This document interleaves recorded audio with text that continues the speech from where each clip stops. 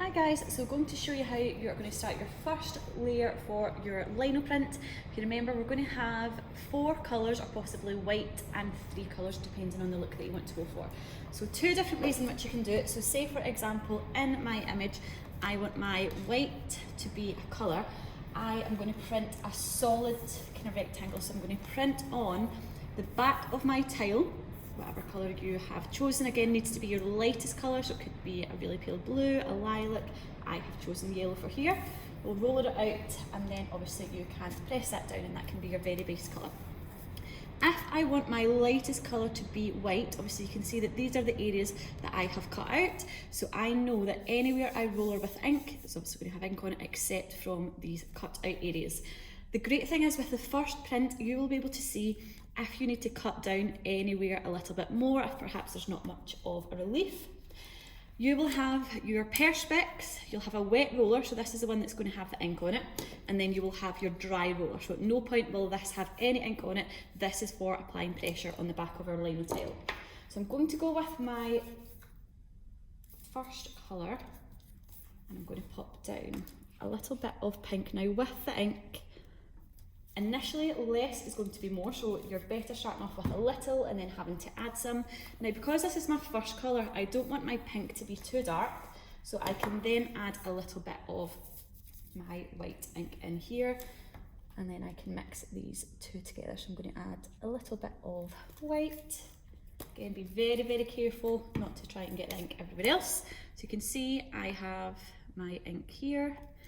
I roller one way, and then another. This is the easiest way to not only coat your roller, so we want to have it coated entirely, but we're also mixing our white and our pink. Now you can see that I do not have to roller this entire piece of Perspex. I'm just rolling it big enough to mix my colours and to coat my roller, so this does not need to be covered by any means.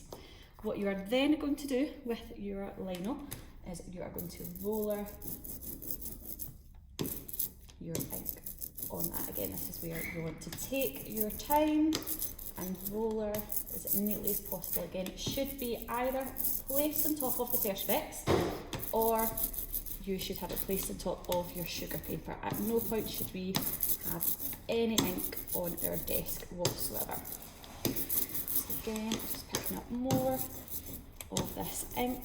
Again, like Steve Bennett says, lino printing is very unpredictable, and it's one of the things that he likes about the lino print. So it's going to be trial and error, especially with your first print. So you can experiment and you'll be able to see how much ink you should have on your roller and then in turn on your tile.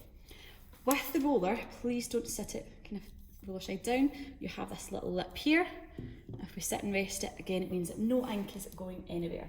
Now, what I would recommend, so obviously we have our tile here, I am going to pop it, obviously ink side down. You will have a sheet of A2 paper, so I'm going to pop that down, and what I am going to do is I'm going to mark off my 4 corners. So I'm going to mark off my 4 corners so that with each print I know exactly where to line it up. So I'm marking off each of these 4, again with a pen or a pencil. I'm then going to go in with my dry roller, and this is where you're going to apply pressure. So